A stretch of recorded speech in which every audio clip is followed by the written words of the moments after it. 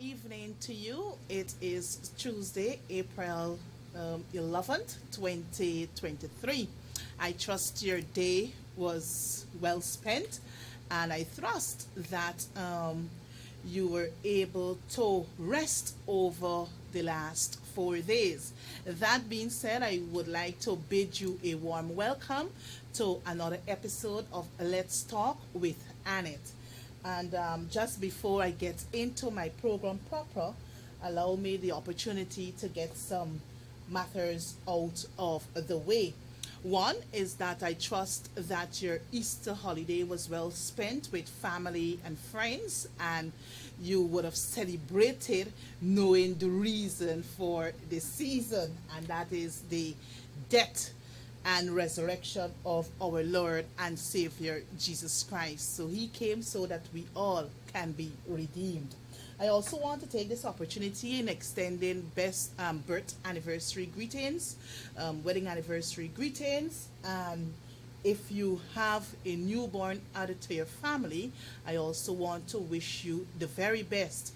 And on a sad note, I just learned of the passing of a sister, a friend, Sister Carol Webster, out of Soesdijk there on the east bank of Demerara, and who is also a former lecturer at the University of Guyana and who resides in the USA.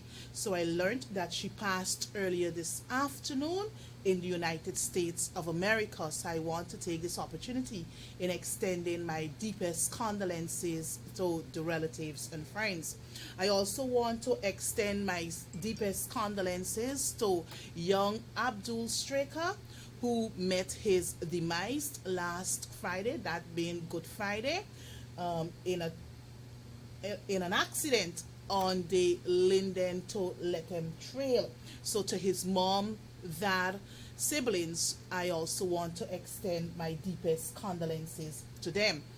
It is apt for me to remind you that local government elections is set for June 12th, 2023, and nomination day is just a few days away. It is slated for April 17th, 2023. So I want to remind each and every one of you that local government elections are as important as regional and general elections. And I intend to deal with a specific topic on local governance and you in a subsequent episode. I also want to remind you that COVID is still extant. Yes, yesterday I witnessed a lot of persons, navigated across the nation to celebrate Easter. But what was quite absent was the wearing of masks. Much persons hadn't on their mask, while celebrating. So I just want to remind you that COVID is still with us, and we need to exercise precautionary measures. Wash our hands, continue to wear our mask regularly, and also maintain our distances. Right? So for this evening, I do have a guest, yes, and I'll soon introduce that person to you. But before doing so, I want to let you know that this evening our topic will focus on empowering people and communities. And to guide us through this discussion, it will be no other than my brother Slater Jeffrey. Who is Slater Jeffrey? I will just give a brief, and then I'll bring him in. So during his brief opening remarks, he will add what I might have missed. Right? Slater Jeffrey, a Guyanese by birth, and I would deem him also a philanthropist, and currently residing in the United States of America. Mr. Jeffrey has a passion for people development and community empowerment. He has been working with small and medium businesses in several communities on the east coast of Demerara, namely Vigilance, Friendship, and Buxton, to be precise. I will now invite my brother and friend to give his opening remarks. Welcome to Let's Talk, Brother Jeffrey, Yeah. and pleasant evening to you. So perhaps you can. I'm certainly delighted Mhm. for this distinct opportunity to be present at your forum, Yes, to introduce myself, yes, and to help facilitate the conversation of the day of empowering of people. yes.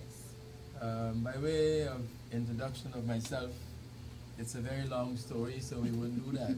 Yes. I'll give you the synopsis of myself. Mhm. Currently, I'm resident in Atlanta, Georgia, Yes. and I've been there since 1982 Wow. after graduating from Tuskegee University. Mhm. Yeah, I spent 3 years, 1979 to 82, Mhm.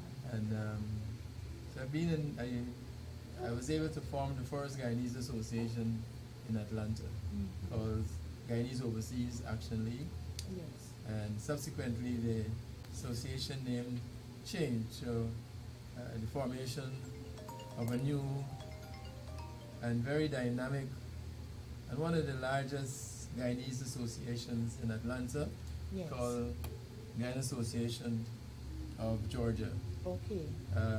I've been president of that association in 2000. Mhm. I've been vice president last year, and I serve in many capacities, including chairing the education committee and other committees, and so I am very well rounded in the community of Atlanta in terms of the Guyanese diaspora, which is a body of people that is second to none, we like to say. You see, Yes. because we have our own building, and we do a lot of outreach. Mhm. We have so far since we are formed in 1999, Yes. we have given out more than $200,000 of scholarships to students. Wow. Yeah, as a matter of fact, most recently, as last year, last scholarship banquet, I was able to identify one medical student to get a scholarship from the association, and that student is at the medical school in Grenada. Mhm. Yeah, Waldron. So, Okay. and at the moment, for the last 2 years, I've been working in the community of Buxton Friendship, Yes. helping to mobilize the small businesses, and fortunately, we've been able to get we work as a team. Yes. I've been able to develop a team spirit among the particularly young, aspiring young leaders Yes. in the Buxton Friendship community. Mhm. And we've been able to get at least 45 of these small businesses receive government grants up to the end of last year. Okay, wow. Yes. All right. Well, Mrs. Slater, what you will do for me, you will just pause on that point for a bit while I would like to take you briefly down memory lane, because I remember after meeting with you for the very first time, we had a healthy conversation that might have lasted, if my memory serves me accurate, it might have been about 3 hours plus. You had a lot to share even before leaving for the great United States of America. You said to me that you had opportunities in serving on the leadership of Forbes Burnham. And you would recall that Forbes Burnham was born on the 20th of February 1923. So 1923 to 2023 is exactly 100 years, right? So what the People's National Congress Reform is currently doing is that we have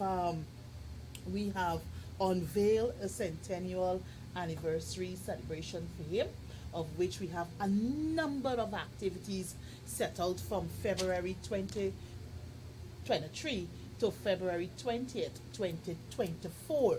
But I know perhaps you might have been a young man at that time or a younger man at that time. So perhaps you can share briefly with our viewers and listeners some of the positive things that you recall of Forbes Burnham?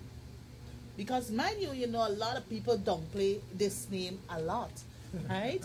A lot of people downplay this name a lot. I remember you sharing with me that you had responsibility for establishing small buildings somewhere in the Berbice River. I think you worked out at the, is it the cotton field area there, Kimbia. or Kimbia area, even in Belfield, if my memory serves me accurate. So perhaps you can share briefly with our listeners and viewers your experience of Forbes Burnham and serving on the game. Well, I let me reflect on the positive, Mm-hmm. right? And let's keep it that way. Yes. I in 1970, I got my first job Mm-hmm. in the public service. Wow. I was appointed a district youth officer at the age of 20, Mm-hmm. and to serve in the office of the Prime Minister, which is U division within the in the office in the Prime Minister's office, Yes. right? And I was posted at Linden, Mm-hmm. so I was in charge of Upper Demerara River. Okay. Yeah. So I spent about 2 years actively working, Mm-hmm. organizing in the Linden area. Mm-hmm. And I've done quite a bit. But in terms of just my association and positives, so I worked in his office then, and as a consequence of working in the office of the Prime Minister, you enjoy a lot of clout. Yes. As a district youth officer, I could have gone to any agency, any organization, and nobody would say no, Yes. Mm-hmm. right? Yes. And so I was able to get quite a bit done. Yes. A lot of success. I did a lot of tours and training for young people. I was able to take young people like exchange programs to let them. Mm-hmm. We had an exchange program with Wakanao and Leguan.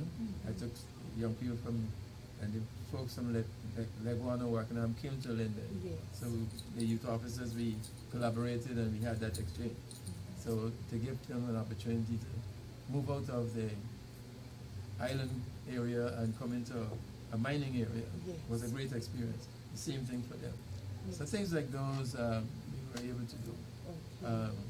And I was able to get the young people to shine in all areas, Wow. sports, social activities, particularly in sports, athletics. We make sure that the Linden group stood out as number one. Wow. And that was always my goal in whatever I choose to do. Wherever I associate myself, I try to get my, to keep it at the, keep things at the top. Top. Yes. Yes. Well, in other experiences, I left Linden and I went to Guyana School of Agriculture, where I graduated after 2 years with a diploma in agricultural science. At the same time of graduation, they were launching the national service, and they were looking for agriculture personnel to go there to help start the program. And I volunteered to be. I wasn't offered the job. I volunteered to go, and I helped to recruit some of the graduates to come with me. So we got the agriculture program started at Kimbia in terms of growing cotton, pineapple, corn, black eye, and then we established a livestock farm, and I served in several capacities: head of the livestock farm, part of the cotton cultivation, different aspects of agriculture. First, when I got there, they had no staff, so we had to train the staff. Yes. So everybody had an aspect of training to come. I was in charge of the agriculture education to prepare the new staff coming in. Yes. Wow. And so instead of 1 year, I ended up spending 3 years. 3 years. Yeah. Wow. From 1974 to 1977. Okay. And I came back to national service and moved into my the other experience I had is like when they were launching the feed, house and clothe. Yes. The first housing self-help program was at Melanie Damishana. Melanie Damashana. Yeah, and I happened to be one of the 27 people to start that program. Wow. I was attending agriculture school at the time, so I Mhm. had to leave at times to go and do self-help, what a caretaker for them. You know, you had to spend a couple of nights looking at the material and then get back to school, things like that. And so I had that experience. And when I came out of national service, I returned to Melanie Yes. Damishana, and they gave me a cabinet appointment to be the agriculture officer for that community. Wow. And Burnham gave me his personal telephone number. When a president can give you his personal Yeah. telephone number, it speaks volume. You Yeah, can because- imagine. Special, that's extra right. special. To make sure that nothing goes wrong. Yes, yes. And we kept it that way. You kept it that way. Yes, yeah. So, so what I gleaned from you is that Burnham entrusted you with a lot of responsibilities at a young age, and reading and doing research on the late Forbes Burnham, I have gathered that he had a passion to give young people the scope when it comes to leadership. So you just happen to be one. I remember um, Oscar Clark. I guess you're familiar with that name. Oscar Clark, CCH, was the one of our former general secretaries of the People's National Congress Reform, and he too will boast. He too will tell his stories that he was the youngest minister of government under Forbes Burnham. I think you even have this guy, Dr. De Silva. I think he was the youngest agriculture minister under Forbes Burnham. So history will tell us that Forbes Burnham really had his trust. He really believed in young people, and I guess that is why he had the formation of the Young Socialist Movement, now called the Guyana Youth and Student Movement. That is the youth arm of the People's National Congress Reform, where future leaders will be pulled from that crop to become national leaders and even serve at the regional and local organs. So thank you, Brother Jeffrey, for sharing, your experience from a positive side of who Forbes Burnham was and the experiences that you were able to garner from him. Now, I want to take you to your birthplace, and I know that is Vigilance, Buxton Vigilance, right? Yeah. And I know, despite you living outside of Guyana, I know from time to time, sometimes you visit probably 3-4 times a year, because your passion is to see ordinary people, develop from where they are to another level. Perhaps you can share with our viewers and listeners what you have been doing thus far in the Buxton Friendship and Vigilance communities when it comes to small businesses and people, and why the interest. Well, 2 years ago, I identified with a number of young ladies who were in the catering business. Yes. And I sought to get the Carnegie School of Home Economics to decentralize this training program so they can provide that access locally in that community where the young ladies particularly Yes. can be trained in food management and related areas. But we weren't able to get that. There was no, so I persisted and was able to get some other support from other personnel who were able to come into the community and provide that training at a local level. So now so one of the things I was able to get involved in is to get an agriculturist who is trained in meat cutting and meat processing Yes. to provide that service or training for a number of young ladies and young men from the village of Buxton and Friendship. And we have had several of those in the last year, to not only to include people in that community, we also extended to folks in Sophia and Georgetown, Mocha. We had, in the last training we had, there was somebody who came all the way from Wakana. Wow. Yeah.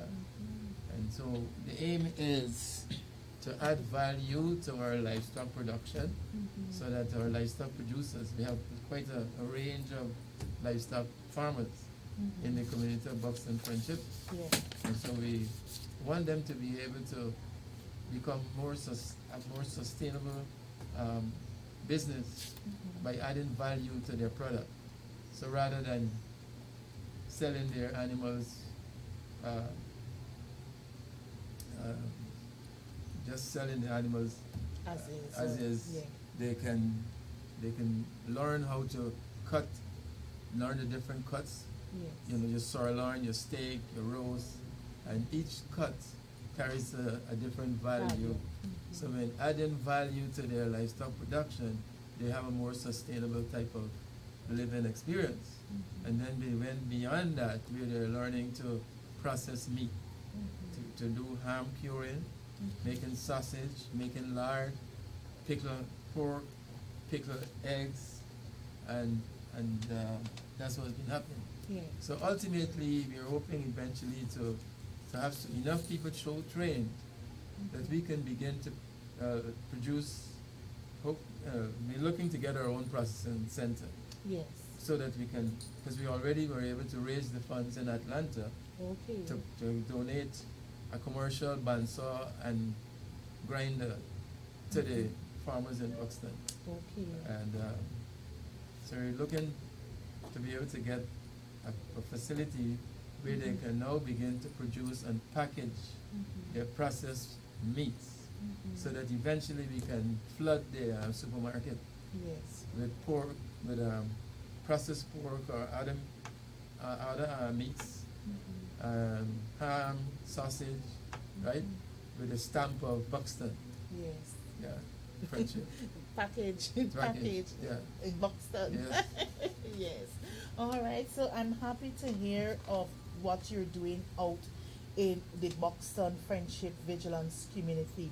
But I mean, all of this is being done perhaps from a personal level. That's one, with the support of your team out of Atlanta, and also you may have some persons locally here who are also giving you the necessary support. That's true. But you know, the big support, or the big stakeholder in all of this would be the government of Guyana. So what role has the government played thus far in ensuring that the project is realized, and, you know, as you said, to get the products out in the various supermarkets or marketplaces? Well, you know, I believe in collaboration and communication. Yes. I've been engaging the Guyana government with what we do, because I don't think we should operate in isolation. I've been able to, well, with my Atlantic connection, I've been able to establish a relationship with the Ministry of Foreign Affairs and International Cooperation through the Diaspora Unit Head, Ms. Rosalind Rasul is my very personal friend. Yes. And we have a lot of collaboration. I've been able to have a couple of workshops with her, with the small businesses in Buxton, and taking her on tour of the PIC, Practical Industrial Center, where she saw the facilities there, and been very supportive and encouraging. But you know, sometimes you get a little disappointment, because one of the areas that I'm really expecting to get some support is when the Blackbelly Sheep project was announced. Yes. And I was able to mobilize the sheep farmers in Buxton, at least 25 of them in 2 weeks, and got the person to provide the training And then we even put together a 8-year development plan because we knew that for us to be able to get access to that upgrade, we'll have to be able to show a sense of readiness and preparedness. Yes. We make sure we met the criteria of 30% women and 25% young people. Yes. All right, and then we had a proposal together, and with all the necessary data information to be able to gather some of the blackberry sheep, but we have not been able to succeed in that yet. But I don't think we've been, I'll have to follow up at some point to see where things are, to see if we're still in the list and we're still okay. You know. Whether you'll still be fortunate or You'll still be fortunate, counted. But you know, we have to be optimistic and Yes. in the interest of the people. Yes. Yes. Because that's the most important thing. It's not a personal thing. Okay. It's a matter of getting better for the community, so we can uplift them and Yes. uplift their livelihood, Yes. and they can have sustainable living. Yes. So outside of poultry processing, what about cash crop? Because I know Buxton is heavily an agriculture area. So other than dealing with livestock, what about cash crop? Yeah. What Well, we have quite a happens number of farmers who are actively engaged in cash crop there? in the backlands of Buxton. Okay. And we have some young ladies particularly, and young men too. But the young ladies are a little more aggressive. You know us women. Currently I have one young lady. She is now packaging her celery and particularly salad lettuce. She's doing her lettuce and celery packaging, and she's Wow. supplying Bounty. Wow. Yeah. I think when I was with you about two and a half weeks ago, I think is that very young lady you The took same me young to? lady Oh, introduced that's you to, yes. So she's doing fantastic out in Buxton there, and I guess some amount of commendation must be given to you because with the constant training and showing them how to get things done to raise that bar, Yeah. they will able to attract their businesses to these large scale supermarkets out there. So I want to really, really commend you for all of the work that you have been doing out in the Buxton and its environs. But then again, with attempts must come challenges. So what are some of the challenges that you would have faced? Well, what I found that there was a serious void in the area of leadership and consistent leadership. Folks have had things started and not succeed and fail. Yes. And people believe that things cannot succeed and things are going to go through. And that's because I found that the leadership was not consistent. So what I try to do is to make sure I communicate with the folks. I reach out to them every day. While I'm in Atlanta, I reach out to them. When I come to Guyana, I reach out to them. Yes. So we're in steady communication, Yes. right? And so that's been making a difference. Yes. The folks don't need folks to just talk. They need action. They need people who can be with them and show them the way, provide the opportunity for training, improving their skills, and give them a sense of assurance that what they're doing, there's a future in there, Amen. right? And Amen. they can become very successful like other folks. Amen. But you just have to be there. Yes, but with all that you're doing, Mrs. Slater, yourself and team out of Atlanta, I know that sometimes you would experience the challenges. That's one. Two, persons might commit or pledge that, well, look, here I will be able to donate X or Y to the project, but when time comes, you can't find these people. They don't they don't honor their obligations, right? You know, I get a lot of that, Mm-hmm. right? Mm-hmm. And you know, you don't expect it, and there's some quarters where you expect it to be have some in, reliability and Yes. certainty and some integrity. You're totally disappointed. On this trip here, I've been totally disappointed at the response I've got from people in the highest office in the management of the community. Mm-hmm. That's the NDC. That's the NDC. Um, the local governance, the local Yeah, body. I felt that we need to collaborate, and I met with the guys, and I said, look, we need to work together. We're in the interest of the people, right? Yes. And let's whatever. So we had a this market day, and we decided to collaborate with the NDC, right? Because we don't need to be separate and isolated. We all support here for the people, Yeah. and and they give me the commitment that they're going to support and be there and all of that, and then they just disappear. And this is totally unfounded, and it's unbecoming, Yes. and it should never happen. Yeah, because at the end of the day, it's the community that really wins. You understand me? Yeah. And the people really. And this is need- not a political thing. Mhm. This is I mean, because for me, I don't push the politics. Yes. I go straight. We've got a Neutral. neutral, Mhm. and I don't cross boundaries, man. Yes. Let's Yeah. meet and let's talk. Yes. Because we were supposed to have a conversation with all the stall holders and the line top.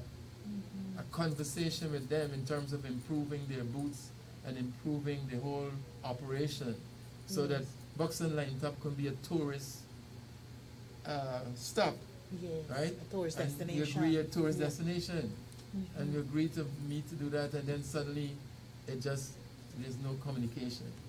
I don't understand that. Yeah. Well, but in all of your efforts, and in all that you and your team have been doing, is there any assistance or support that you would want from probably Corporate Guyana, or even you got like medium scale businesses in your community that you, or even outside of the communities, that you would really want them to throw their support at what you are doing, the initiatives that you're doing out there in Boston to improve the lives of ordinary people, and at the end of the day, their communities. So, is there anything you would want to say to Corporate Guyana?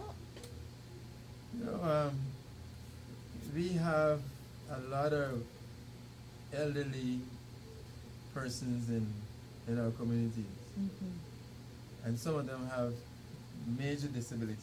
Yes. And I like to point to the one instance of a lady who is deaf and has to cross a bridge that is so dilapidated. And I was able to find out that she did fall off the bridge and went down in the Into drain. And when it floods, the bridge is covered, Yes. right? And I happened to have been passing one day, seeing her struggling on the bridge. And I tried to get people mobilized to just repair the bridge, and that didn't happen.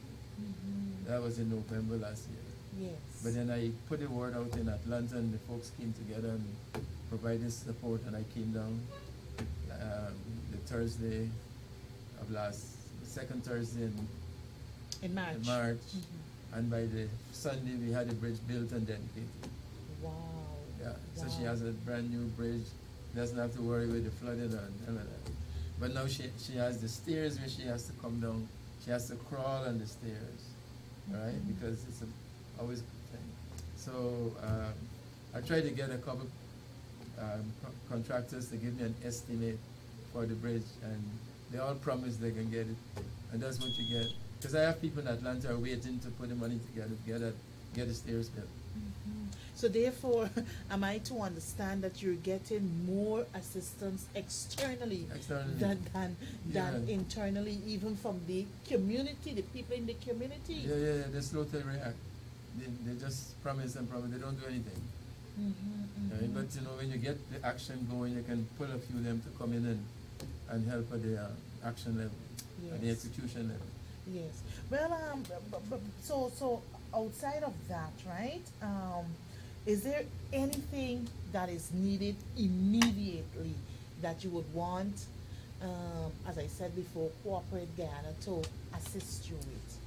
For instance, the young people, Mhm. there's a void in opportunities for the youth in skill training, right? Yes.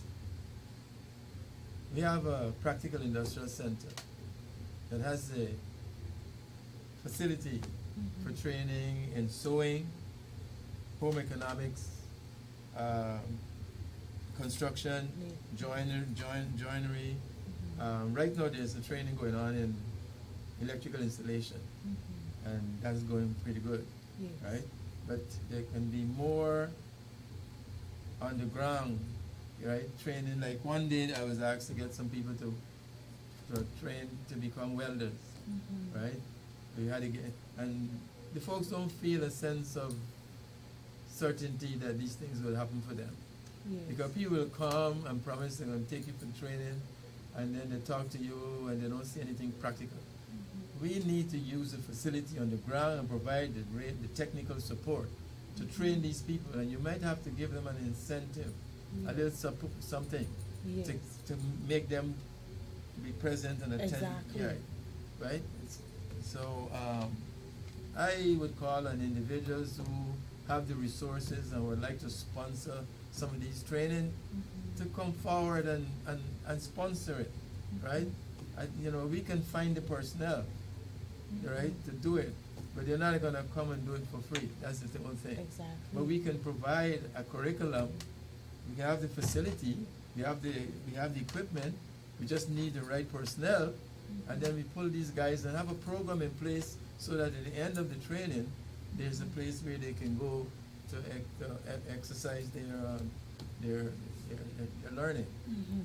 Yeah. Well, I guess before we bring the program to an end, you may want to share a contact number or an email address that you would want persons to communicate with you, so at least they can honor your request or your call, answer to your call, okay? But Mrs. Slater, I know that you have to leave in a bit, right? So I will take up 5 more minutes of your time. Sure. And the question I want to put to you is this: is that I know I have seen about 2 days ago on the national television there, the news that the government, I think it is the Ministry of Agriculture, they would have donated a number or several implements to members in the Buxton community. Do you work with those persons? Are you aware of these implements that were handed over? Um, is there a body that would be responsible for overseeing, one, the maintenance of these implements, and two, that they are used for what they were actually donated for? Actually, I'm not part of that body Mm-hmm. that received those agricultural tools and support items. Mm-hmm. But what I do know is that I'm in touch with quite a few farmers, and a group of farmers want to meet with me sometime this week, Yes. and I'm going to meet with them, so we can discuss some way forward in terms of their specific crop production Okay. promotion. Yeah. Okay, all right, good. Well, Brother Slater, I just want to say thank you for being here this evening. But before you leave, um, I would like for you to at least give your closing remarks to our viewers and listeners, and then I'll come back in, and then I'll let you go. Yeah. Mm-hmm. In closing, I would like to again thank you, Sister Annette Ferguson, for giving me the distinct honor of being associated with your program tonight. Mm-hmm. and be able to present myself and some of what we're doing in the community to your distinguished audience, and hopefully that we can link and we can continue to not just talk, but we can begin to add some support to Yes. needed activities in our communities, so we can uplift our lives and living of Of our our people. communities. Yeah. All right, good. But in so doing, because I know you've made a call to the general public for whatever support that your grouping would need, would you like to leave a telephone number that they can contact you, that they can make contact with? Yeah. Mm-hmm. They can always call me on my local telephone number. And that is When I'm out of it, by next week, I'll be at 404 404 451 451 1898. 1898. And this And is the- yes, and the local number is 633 633 0776. 0776. So, And I have an email, and your email S S Jeffrey Jeffrey at Bell South BELL at BELLSOUTH.net. .net.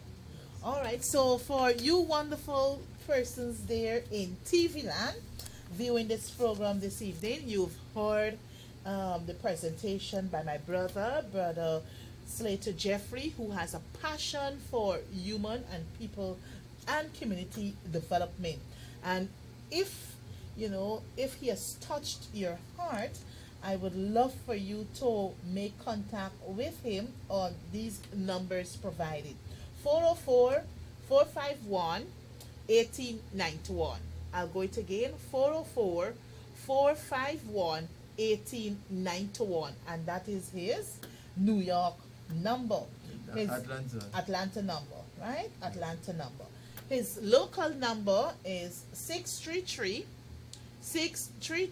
0776. 633 0776.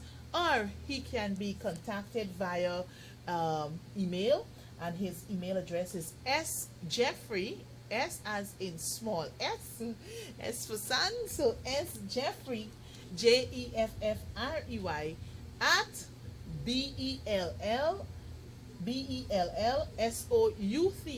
BELLSOUTH.net. Right? S Jeffrey at BELLSOUTH at .net. Right? So those are his contact information. So once again, because I know you have to run off to another event, so I wouldn't want to take up much of your time, but to say thank you very much for appearing on Let's Talk this evening. It was indeed a pleasure having you. I know after our conversation and you sharing with me, I said, you know what, Brother Jeffrey, I would love to have you on my program. And you agreed. You agreed. You said, Sister Ferguson, I will be here with you on the 11th of April. And you kept your word. And for that, I'm eternally grateful. So may God continue to bless you, and may God continue to bless the good work that you're doing.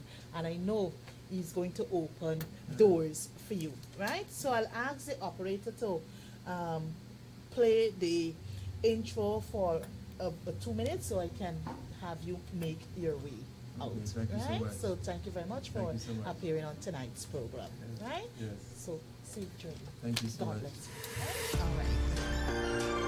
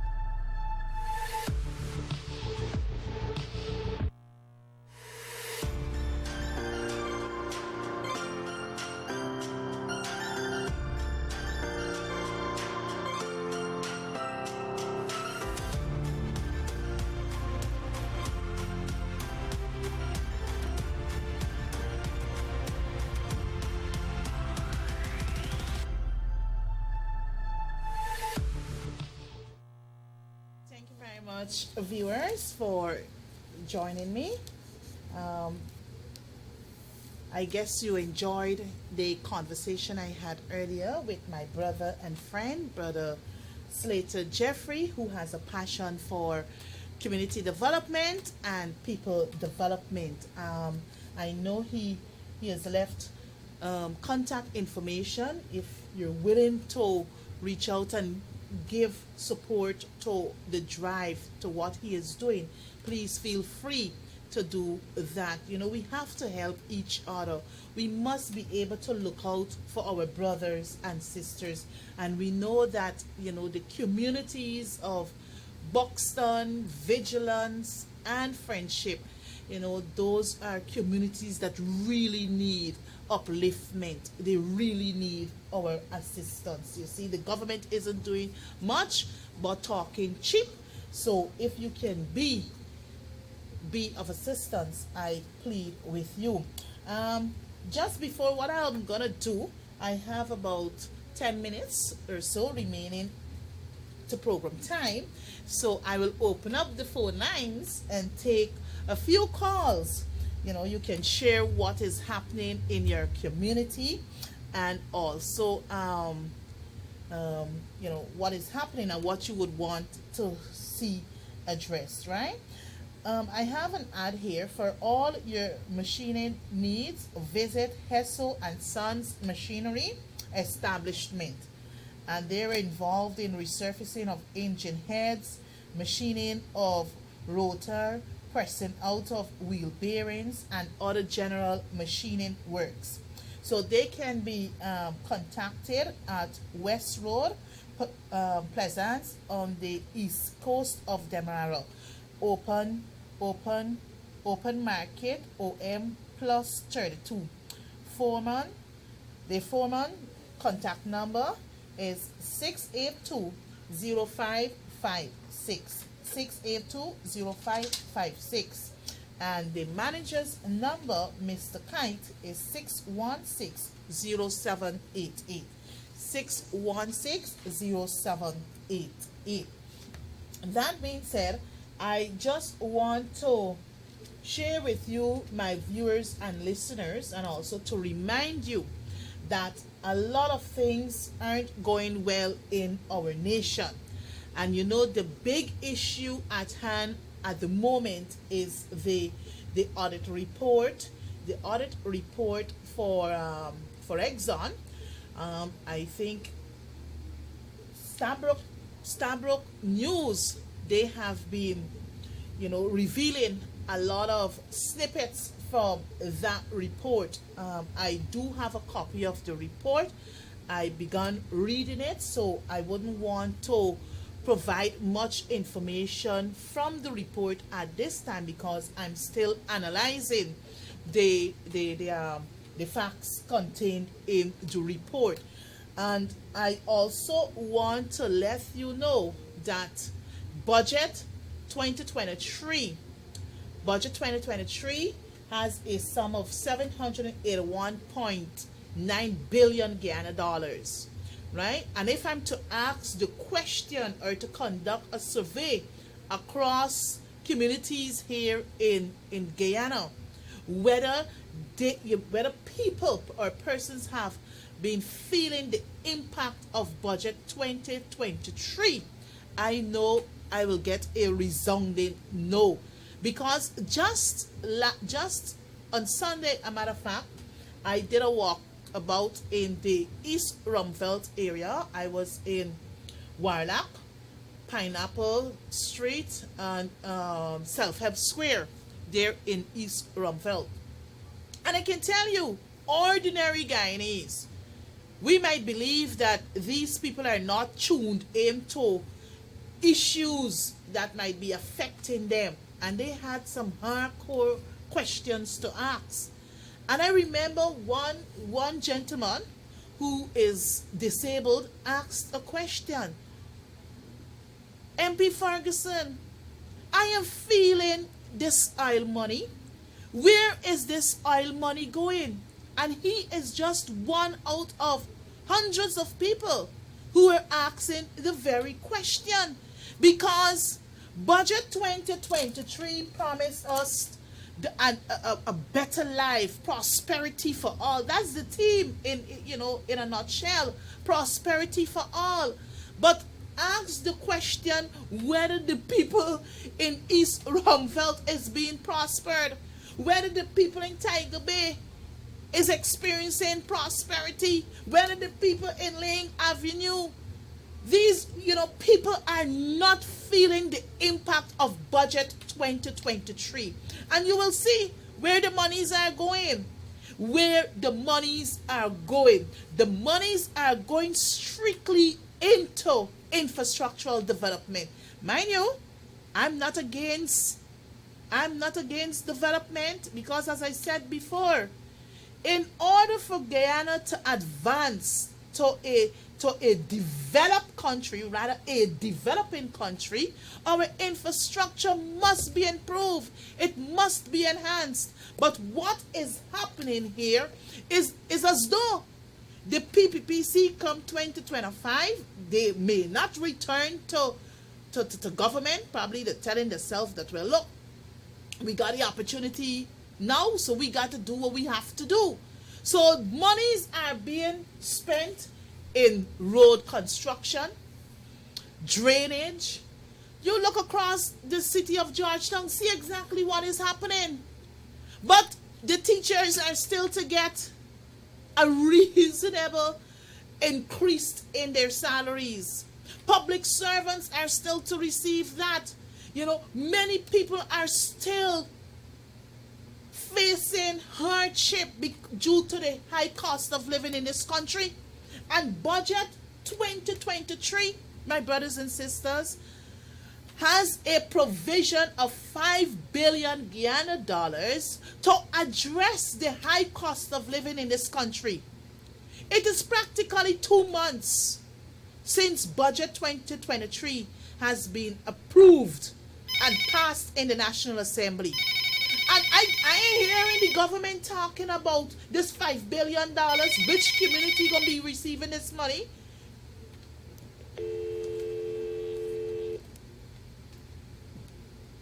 Sorry, viewers. Yes, the government is yet to tell us which communities will be benefiting from the $5 billion. Because when we ask the questions in the National Assembly, what criterion will be set out?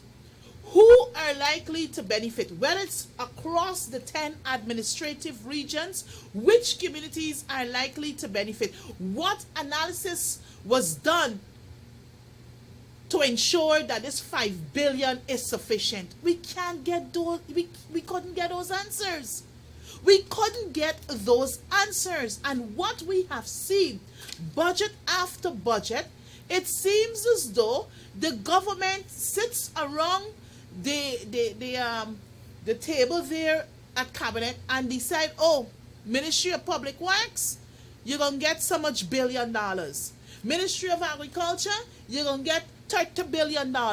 So in reality, the figures that are being plugged into budget 2023, they are not realistic, because mind you, come June 2023, I bet my last dollar they will come back for supplementary, asking for more monies. And when you ask the questions, what percentage of the initial sum were spent, they can't tell you. The gatekeeper as a speaker will say to you, oh, that is not being considered at the moment. You have to ask questions based on the figure that is currently being requested. So we as MPs, we as your representatives, we're not given that opportunity to properly scrutinize the spending of this government. But I can tell you, my brothers and sisters, and I know many of you out there in TV land will agree with me, the corruption stinks. That is exactly what is happening. A government that don't want to come clean because they're the ones who promise us transparency and accountability. Oh, we're going to be transparent in X, we're going to be transparent in Y. And yet, when the questions are asked, you can't get the responses. Right? Quickly, the other issue I want to touch on concerning the decision by Justice Gino Passad, who would have handed down his decision in the Paul Slow and others versus the Police Service Commission. What a decision. What a decision. And I must commend Mr. Paul Slow for, his alertness, the exposures that he was able to do, chronicling all of the events since August 2nd, 2020, when the government changed. What would have transpired if Efren Ali requested a meeting with him, and this body must be promoted, and that body must be promoted, and all the likes. But because of Paul Slow and others sticking to the Constitution, and this is what the PPP don't like, all of the laws of this country, they have violated them. From since March 2020 to now, they have violated the laws of this country. So, once again, I commend Mr. Paul Slow for doing what he has been doing.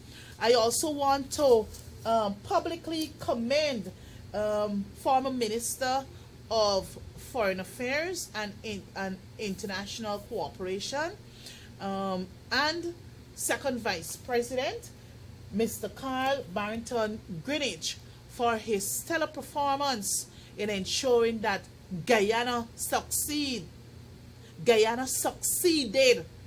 at the ICJ last Thursday. It was April 6th, 2023. These are things we as a people, we as Guyanese, we must celebrate. It is not no one government taking all the kudos for achievements. It is because of the work put out by the APNU AFC. Because history would remind us of what Jagdio was doing in 2010. Let's do the research and you'll find out what he was about to do. Caller, a pleasant evening to you. Welcome to Let's Talk. Hello, good evening. Good evening, sir. I'm calling here from Region 3, right? Yes. And you believe it or leave it. How Mr. Green get out? It's just a if I'm going to go out. It's just a how Mr. Green get out. Just a if I'm going to go out. Oh. Take me a bet. Election coming up. You can lose the election. So, You can lose the election. You're going to win this one. well, my brother. Thank you. Well, my brother, just before you hang up, let me tell you this. You know that local government elections is coming up in another 2 months' time. So you have to go out there and vote for the right person to manage. You have to go out there and vote for the right candidate who will advance the development of your community. And come 2025, you know exactly what you have to do because you've seen the atrocities, all the wrongdoings committed by this government, right? So I thank you for your contribution. Do have a blessed night. God, bye-bye. God. Well, the caller is absolutely correct. The caller is looking for a change come 2025, and I guess all Guyana, we all will be looking for a change come 2025. The People's Progressive Party Civic, they have failed us. They have failed us. And in subsequent programs, I will be, delving in some of the egregious acts committed by this government. We have to ensure that these things are kept on the front burner. On Sunday, I was in Peters Hall meeting with a few affected residents, and that is a matter I'm going to address next week. I have a special guest who will appear next week on the program. And you know what the young lady said to me? Apparently, she has two little children. And she said to me, Miss Ferguson, I can't understand this building of roads. We can't eat roads. And when she said that to me, it took me right back to what Jagdeo would have said. I think it might have been in 2018, 2019. Yes, the coalition hadn't the oil money, but we were building dilapidated roads and bridges that we inherited from them, and improving the lives of our people, paying public servants good wages and salaries. The police force was we were working towards professionalism in the Guyana police force. We would have seen citizens and police working together as one, but everything would have changed. So Baro Jagdeo said to the people, you can't eat roads, but what are they doing now? And that is why people are now saying, you can't eat roads. People, the issues ought to be bread and butter issues. 781.9 billion in the budget. And what is happening? Nothing. Nothing. So, my brothers and sisters, time has caught up with me, and I thank you for joining me for this episode of Let's Talk with Annette. I do look forward to you joining me next Tuesday at 7 on this station for another episode of Let's Talk with Annette. I also want to remind you that if you missed the program this evening, the program will be rebroadcast on this very channel come Thursday from 8 to 9. And you can also follow me on YouTube. Hello, a pleasant evening to you, Connor. Welcome to Let's Talk. Hello? Yes, a good night. Good night, sir. You know how this government is, like if the eye, what is done for fun, like if it's their own. Yes. Control that this is what they can do with this, or what they can do with all. Keep me the country, can't tell them nothing. Yes. Next thing, the star card with it. One of the youngest finance ministers in the country, that's not a bracket. Yes. A very young man in finance. Yes, you're absolutely correct. Thank you very much for reminding me. Right? All right, good. God bless. Thanks for your contribution. Bye-bye. So, viewers, that's all the time I have. I do look forward to you joining me next Tuesday for another edition of Let's Talk with Annette. May God bless you. May God bless your family, and may God bless our beautiful country called Guyana. Ta-ta!